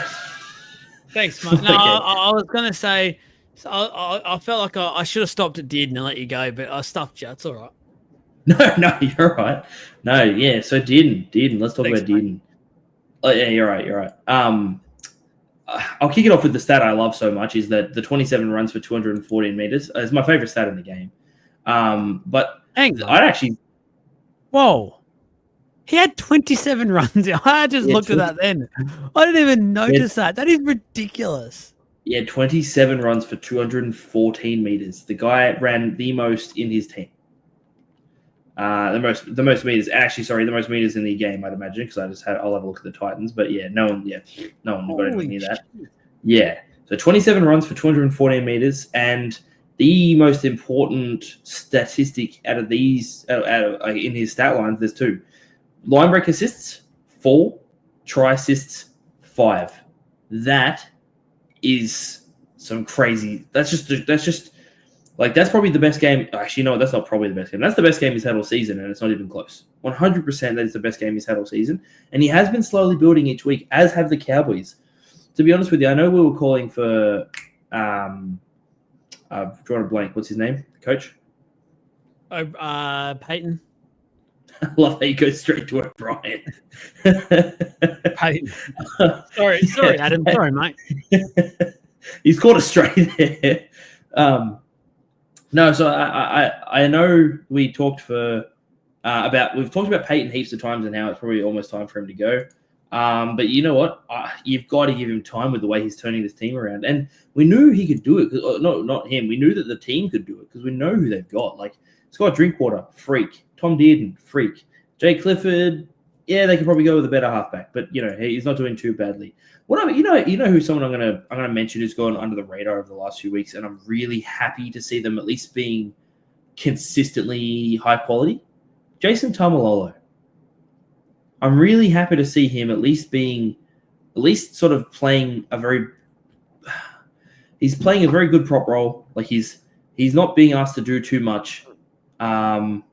I mean, the fact that he's still on $1 million a season is kind of crazy to me, but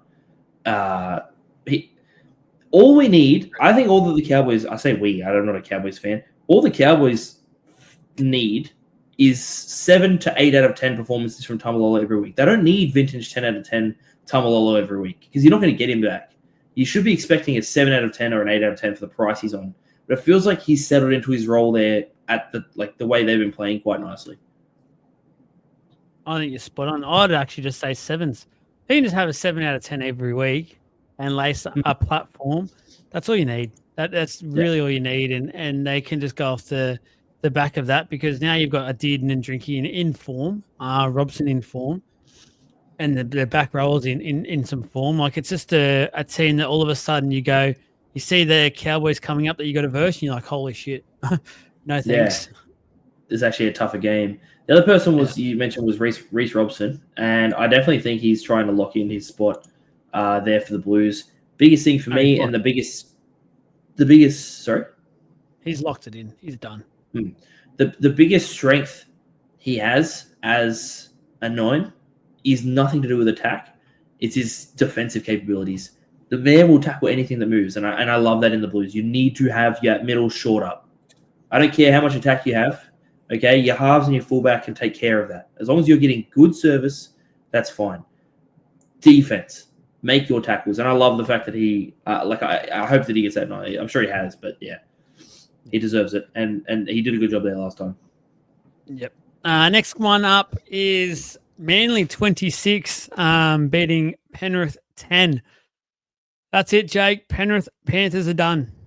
Called it. Done. Do you agree? I don't agree. I still don't agree. What are you watching? No, look, I understand that they have not played well. I don't disagree with that. And if they continue to do what they're doing this, they are done. All right. I just can't put past the fact. I can't do it. I can't put past the fact they've won 4 comps in a row. In my head, they have to make the 8. They're still a tough opponent to verse. And it's just going to take 2-3 weeks in a row. That's what I reckon it takes. I reckon it takes 2 or 3 victories in a row for them to get a little bit of just confidence in themselves back. And honestly, I think that they can take it from there. And that's all they need. I'll say this. If they win any less than 3 from their next 3, they will not make the 8. That's my call. So to make the 8, let's say you need to be 12-12 record. So 12 wins, 12 losses will make it. Let's say that best case, because I actually probably starting to lean towards the 13-11 record to make the 8. They've already got 6 losses. So at the moment, for the rest of the season, they can only afford, in my opinion, 5 losses. I don't understand where your maths come from. There are 27 rounds in a year. 3 buys. Including the buys? Yeah, right. Okay, no, I was just double checking. Right. All right, mate, sweet. We're good. Pipe down before you want to go at the boss. Oh, yeah, righto. All right, continue with what you're saying. So you're leaning towards they need to get 13 wins and 11 losses. Is that what you said? Or 11 wins, 13? 13 wins, 11 losses. All right, okay. But they can only afford 5 more losses. They're not playing anywhere near the team for mine that will go through the rest of the season with only 5 losses in them, especially with Origin coming up. And you're right. They're not currently playing like that. But that doesn't mean that they can't pick that back up again because no one expected them to play that for like the last 4 years, but they have. And I think that there's no reason why they can't bring it back, to be honest with you. We'll see. And they're under a massive pressure to be able to do this. Like I said to you, if they lose if their next 3 games aren't a record of 3 wins, I'm calling they won't make the 8. But until that happens, until the next 3 games are played, I'm not going to make a call yet. You're crazy. You are getting thrown under by the past, Jake. It's the future. It's 2025. Mm. Done. They're not the team that would do it. Manly, though, Turbo was back. They look like a completely different team. Their main man back. He was sensational, in my opinion. They're just outside the 8 now, but they got the bye as well this week. So I should know that the 8th, they're smack bang on 8th with the bye next week. So that was a 4-point win for them, which is huge. Gets them back into the fight, gets them back into things, which is what they needed. They were really out of form. They just need to now make sure they can keep Turbo fit. Yeah. That's the crux of it. That he needs to play majority of the games the rest of the season for them to play finals football and make a imprint in this final series. And we've always known that as well. Like we've talked about this before, they're in the best position they can be to replace Tom Trbojevic if he goes down. That doesn't mean they want him to go down. Like he's still one of the best players in the competition, and you still want him to be in that spot. So, yeah, there isn't much more to say other than you need to keep him fit. The rest of the team will perform very similarly. I thought that DCE was better this time, big time. Like, I thought he was a lot better than last week. He was a bit poor last week, but I think 2 line break assists, 2 try assists. He definitely felt like he was a little bit more there, and so was Olakawatu. I don't know what got into him last week. I really don't. But whatever it was, he tucked that away. He pushed that memory out of his brain and just keep going. And he was a lot better this week. Just on this game, like one fun thing I want to talk about. Oh, there's 2. Do you agree the Alamotti sin bin for the professional foul on DCE? You thought that was all good? I actually would have to rewatch it, to be completely honest with you. I don't remember it. DCE was in the clear, then he grubbed it, got pushed. I think it was fair. It was fair. It wasn't a penalty try. I think it was all fair. The last one, McLean was sort of knocked out by Turbo's hip towards the end there when they were on the attack. In my opinion, it's sort of if he was knocked out and he was on the ground, looked like he stayed on the field. I don't get that. He should have been off for HIA literally immediately. The referee should have gone, no, off you go. HIA, the club doctor should have gone, off you go. He stayed on the field. How does that work?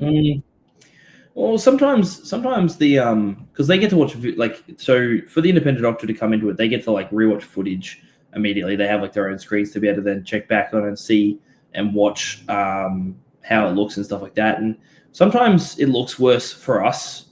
I know that there was one, I don't remember who it was. It was last year, I think, where someone went down and they were like convulsing. It might have been Bradley.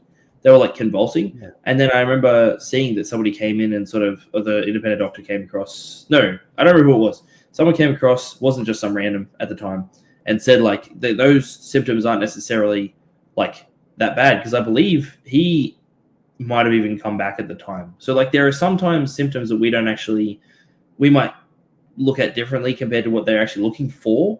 I don't know.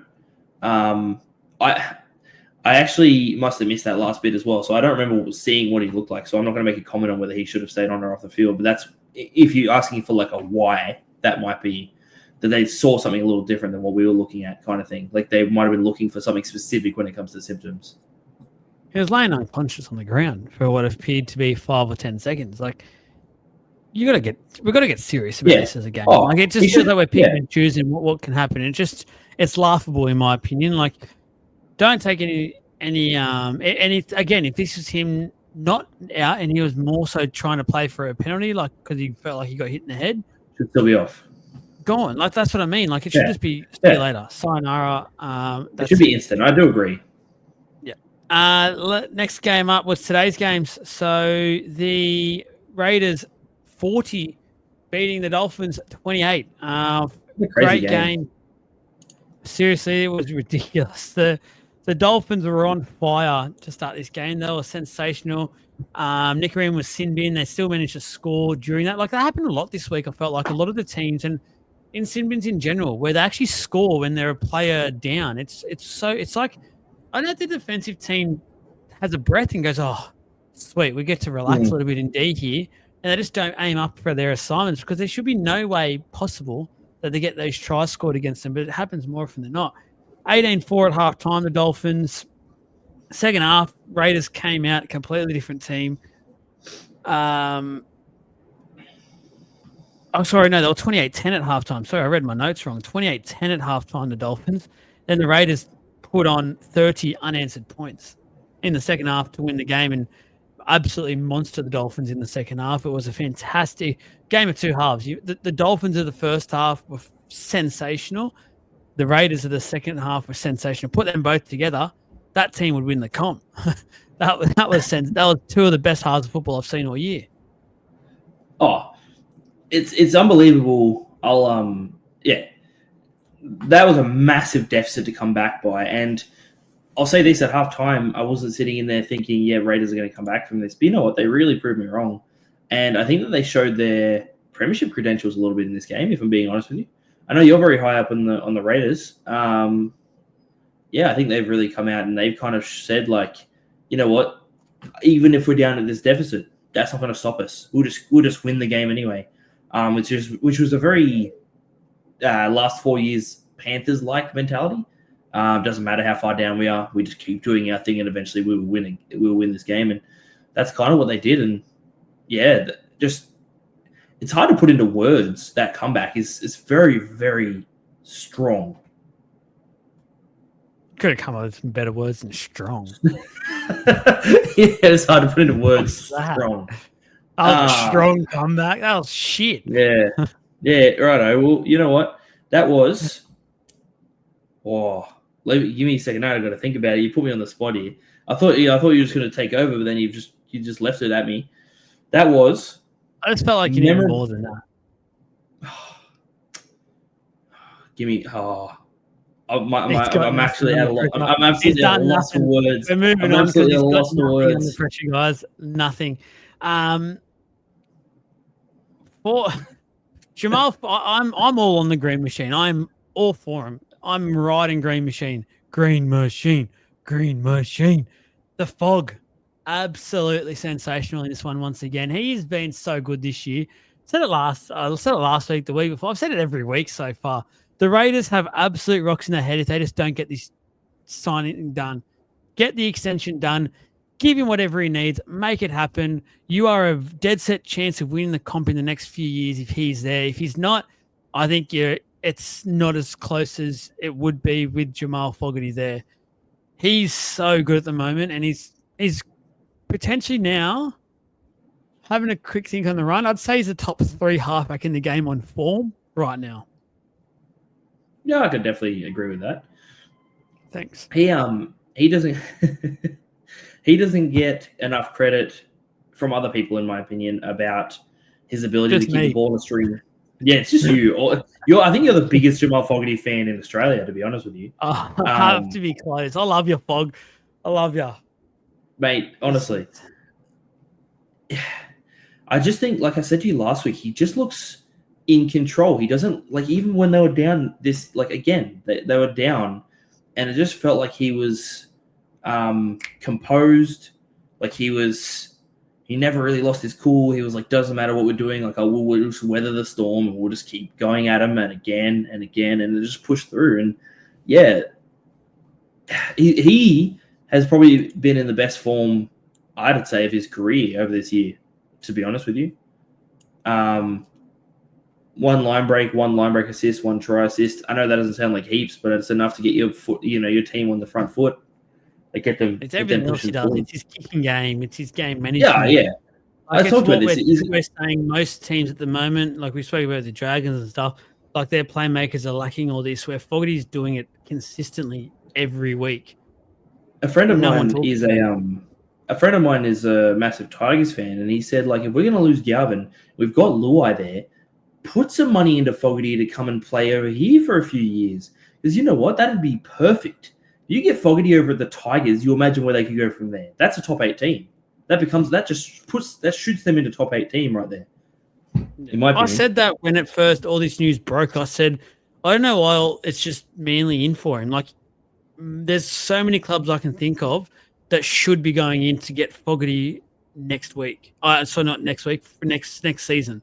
Like, there's so many that just clearly need him, and I just don't get it. I don't get why all of a sudden it's just Manly and Manly's. That's it. No, there's been no other rumors about any other club trying to be on him. But your mate's 100% right. Like, if the Tigers were to let Galvin go at the end of the year, which perfect signing, feels like we get him for 3 years. So get them two working together. Like, I don't know. I just think Fogarty's been so good, and I know it's like, the forward pack's fantastic, and he gets to play off them, but he's helping them be on the front foot a lot of the way. Like, his kicking game is up there with the Moseses of the comp. Like, it's that good, and he does it every week. It's just, I can't talk about him enough. And you know what? I think his running game is very much underrated. I think he's actually, go back to his Titans days. I know he doesn't do it as much anymore. He's more the game management, but he does have a good running game in him. And he's deceptively quick. He's got a bit of speed in him. So, I keep thinking he's really old, but I think he's only 30 at the moment. I think.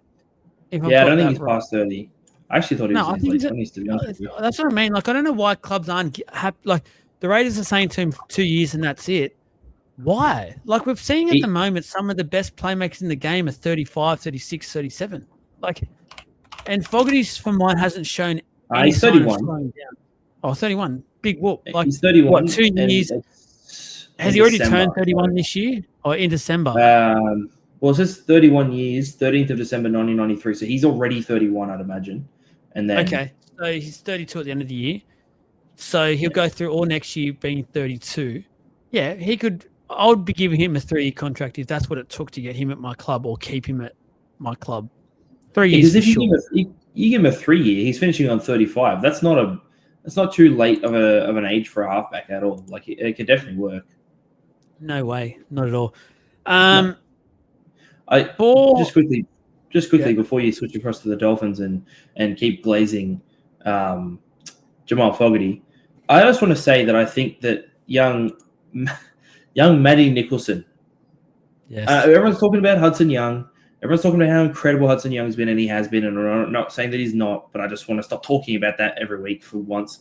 And I just want to jump over and just quickly, Matty Nicholson has been a stand-in, obviously, for Zach Hosking since he's been injured. And Zach Hosking was back this week, and he actually started on the bench, but I think that might just be like a quick comeback back from injury kind of thing there. Matty Nicholson has been incredible.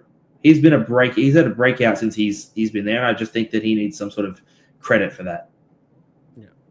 Yeah, no, I do. He was really good today. Yeah. Hudson Young was trying his ass off. Maybe tried a bit too much from a personal point of view today. He still ran for 205 meters, Hudson Young. But yeah, no, he was really good. I just mean there was a couple of times watching the game at the line, he definitely went in for himself to get I felt like he wanted to try. He knew his record at the moment. He loves the glory. Matty Nichols was great. Matty Nicholson was really, really good. So great shout out there. On the Dolphins, just one of those games, you just sit back and go, what happened? Like, had all the momentum in the first half, looked like world beaters, looked like there was no way. There was a part in that first half, I go, you know what? A lot of people start the year, there was very 50-50 with the Dolphins, whether they had a good year or not. There was parts of it where I was sitting there going, you know what, this could be a top 4 team, the way they were playing. Second half completely shat the bed. I still want to give a massive shout out to Isaiah Cataldo. That first half, it's like it's hard to go off the second half because the whole team basically just disappeared and it's hard for a playmaker to do much. But that first half, he was just everywhere and again showing maturity of beyond his years. He's still a young kid, guys, and he's pulling in these performances now consistently. He is now becoming an elite halfback in my eyes. And another one where clubs surely have to be going, let's make sure we have an offer ready for this kid to get him in our club because he can transform most teams out there, in my opinion. Yeah. Oh, I agree because we all know he's young and he's developing. Biggest thing for me, I think that a good halfback in the NRL, the best attribute that a halfback can have in the NRL is a long enough kicking game that no matter how much in trouble your team is, you can basically get it down the other end of the field and just go, right, we'll just defend a set, and if you need to, just do it again. The one of the best things. Half the time when Katoa does those kicks, it feels like he's not even putting in effort. I almost feel like he could kick it further if he wanted to. I don't know about you, but it looks like he's not even trying, and he's just getting these huge monster kicks down the field. Whatever that is and however that happens, it does happen. And I think that, yeah, that's the biggest quality he has. But he has composure, got a lot of composure for a young kid. He seems to like know who to give the ball to, and he's got a great kicking game. So yeah, he's only going to get better in all aspects. I think he's very balanced. He's a very balanced player, and as soon as he starts to improve in all aspects, he's only going to get better. Yeah, no, I agree. That's pretty much it for the Dolphins' point of view, to be honest. I'll go on to the last game. The Tigers against the Sharkies in Golden Point. A minute on the clock, basically. Dewey has won the game for the Tigers, 20 points to 18. Great game. You could tell both sides wanted this. The Tigers were really in for this. Firstly, obviously, for the Tigers, I'll go to the Tigers first. I'll go to the positive. Galvin sets up the first try. It was storybook, and the players did get around. Like, it felt like they went out of their way to make sure they showed everyone out there that were supporting him. They were back to that team mentality. I don't think everyone can sit there and go, okay, they're all over things. Like, it's good. Like, everyone's happy. I think there's still some underlying stuff there. But on the field, they all put it aside. Team first mentality came out for everyone, it seemed like. And they were all high-fiving. They were getting around each other. Luai was. Taruva was. Coruscant, that was. So that was good to see. That was good to see a young kid. And again, let's not forget Galvin. Like, one thing I want to say here first, I want to say Galvin, the player, is a tremendous talent. There is no denying that. And again, he showed today so many players, I'm talking experienced players, with everything that's happened, would shit the bed today. They would not be able to perform. He was one of the best players on the field, not just for the Tigers, on the field. This shows you the talent that Lachlan Galvin is. And I know there's so much crap happening behind the scenes at so many clubs that are saying don't want to be part of it, and I understand it. But this is the part that makes me feel for Lachie Galvin, because he can genuinely be one of the most exciting players and best players in the game for the next 10 or so years, if not longer. And I just hope his image isn't tarnished by his manager and stuff, because they need to start realizing they've got a seriously good footballer on their hands. And just a huge credit to Galvin, because, again, not many players could do what he did. I reckon saying it just shows maturity. No, I'm not going to say beyond his years. Like, it was ridiculous. You're right about, like, yeah, he's a young kid. We know he loves footy. From all reports, he eats, breathes, and sleeps footy. Absolutely loves it. And if he doesn't feel like the place that he's at, I don't want to get into that stuff too much. If he doesn't feel like where he's at is right for him, he has every right to make that decision. You go, I'm not going to be here, whatever. He showed his class today in that, even if what he said was there was some bullying and whatever that is, he showed his class in coming out and just playing his normal game, not letting that stuff bother him, just putting on a performance that sort of was indicative of who he is as a player, not only as a player, but as a person. I still kind of think how weird it is that he is currently playing with the first grade team and also suing the club at the same time, which is super interesting to me. And there's obviously going to be some things wrong and whatever, but he just came out and showed what a footballer he's a footballer. That's what he is. He wants to play footy, and he came out and he did that. Yeah, no, it's a very weird. Yeah, I know what you're saying. He's a weird fit, but just a huge credit to him. I think he was sensational. Again, they got the win. I want to talk Terrell May. What an absolute freakish performance from Terrell May. The numbers, I need to talk his numbers quickly, because I know you're normally the stat man in this, but I'm taking over for once because Terrell May's performance is ridiculous. He played for 84 minutes. He got 29 runs, 229 run meters, 73 post-contact meters, 3 tackle breaks, 8 offloads, 42 tackles. And he proved he was human because he had 1 error. He proved he was human, guys. Okay. He's not Seriously, this guy is like, we're talking about Payne Haas. I don't want to get too excited, but as a New South Wales fan, I've never ever been more excited by the forward pack that we potentially have this year. And more importantly, the front row. You could dead set put May and Haas up front and just be like, go for gold. Just go until you need to have a 5-minute stint. If you do, have a bench full of backs. Oh, goodness me. Like, what a performance once again. He has been that good all year. And I've got to say, I know we've said it so many times throughout, Sydney City Roosters, what the hell were you doing? What the hell were you doing to let this guy go and make up something to say he wasn't in our culture or something? That is one of the all-time stuff-ups because right now, Terrell May's the buy of the year and probably buy a year by the country, by the Flemington Straight, in my opinion. He's been that good. And I don't get it. Why Roosters? Why did you do it, man?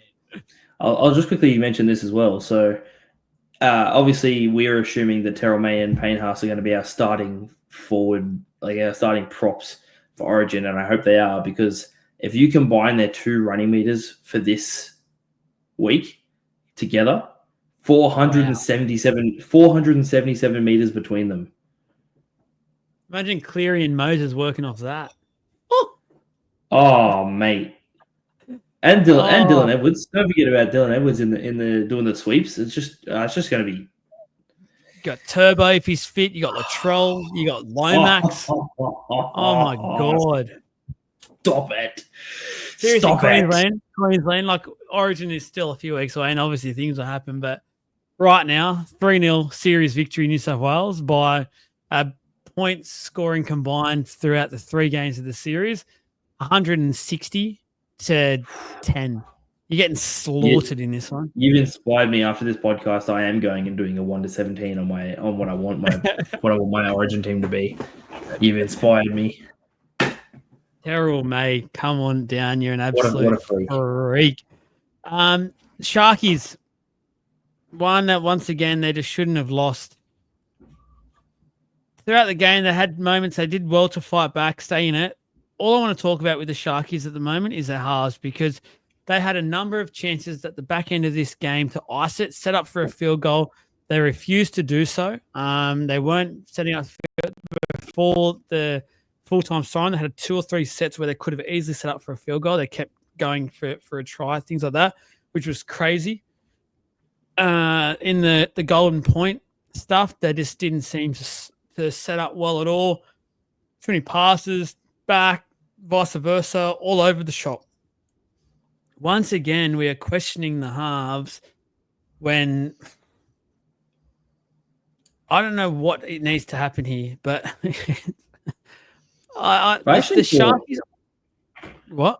I was just going to say, I actually thought in this game, I know you're talking about their halves as a combination. I actually thought Nico was relatively strong. I thought Braden Trindle had a poor game. I thought out of the 2. Sorry?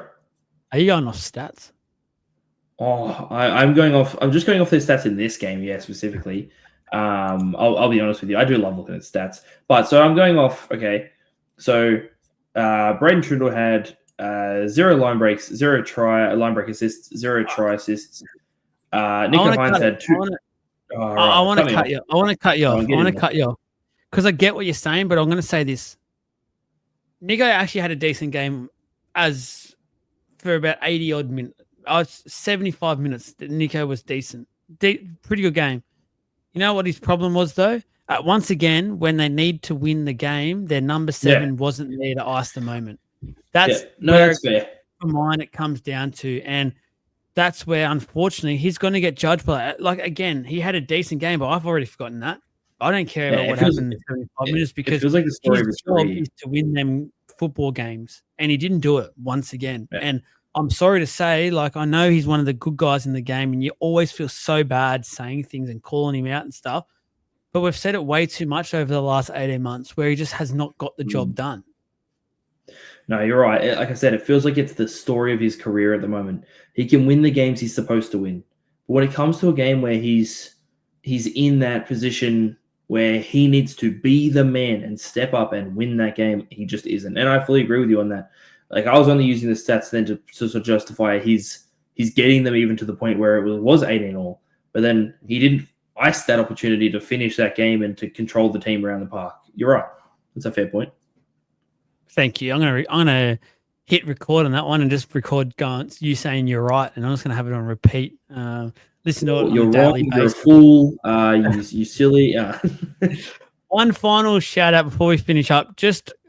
I've been critical of this guy. We were probably both critical of him to start the year for a lot of it, saying we'd change him. They're not going to win the comp. I still don't know if the Sharkies win the comp.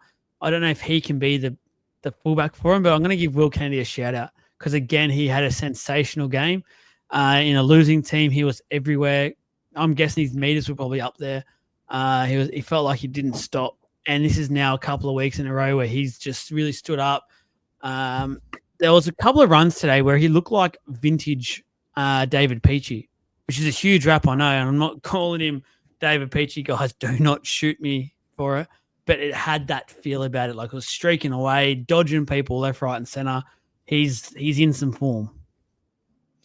Oh, I think you've thrown me under the bus a little bit there when you say we both thought he was in playing badly. I don't think I ever said that. You did agree, didn't you, that he couldn't be, like, you would have moved Nico to fullback, you said. I said I would test it out. Not to win a comp. I don't think moving to Nico wins them a comp. I think I'd test it out to see the effectiveness of it. I think they had, like, because he still got Atkinson, and while they have him for a year, you could argue, you could justify them trying that as a combination. I think Will Kennedy is so important to that football side. I'll be honest with you. I really do. It's not just this little purple patch of form. I mean, the last 4 years, the last few years where they've been that sort of top four side and everyone's going, oh, they're a real strong side. He's been their fullback. That's not a coincidence.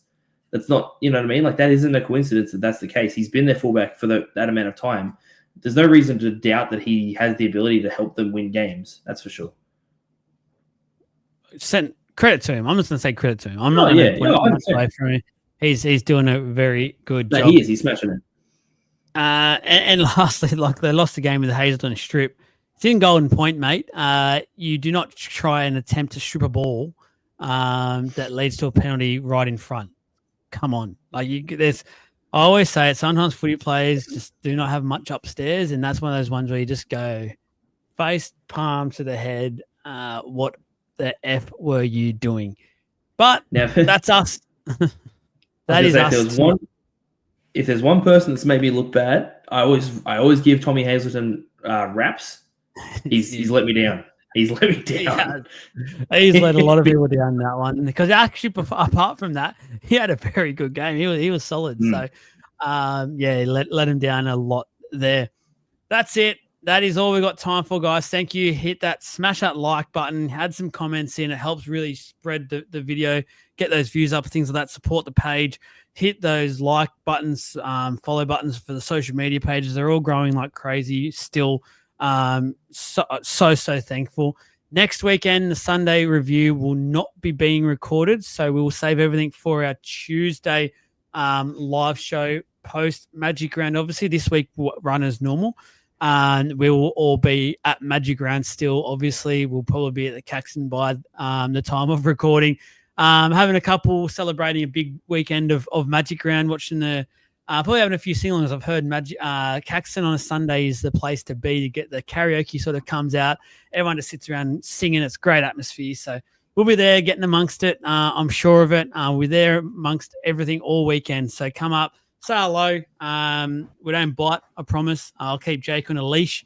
Very, very keen. We've got the event. So if you haven't got your invites yet and you are interested in coming along, 11 to 2 on the Saturday at the Velveteen Rabbit, but you do need an invitation. So message the page to get your invitation.